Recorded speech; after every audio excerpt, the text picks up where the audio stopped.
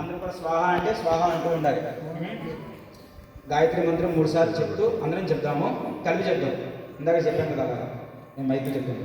ఓం భూర్భువస్వః. అందరూ కలిపి చెప్పేద్దాం. తత్సవితుర్వరేణ్యం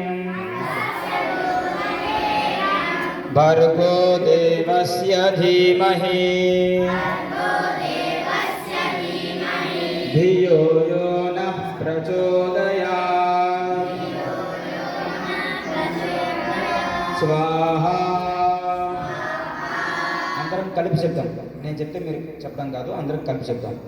2-3 సార్లు చెప్పాను కదా, చెప్పండి. ఓం భూర్భువస్వః తత్సవితుర్వరేణ్యం భర్గో దేవస్య ధీమహి ధియో యో నః ప్రచోదయాత్.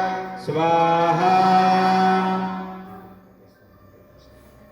ఓం భూర్భువస్వః తత్సవితుర్వరేణ్యం భర్గో దేవస్య ధీమహి ధియో యో నః ప్రచోదయాత్.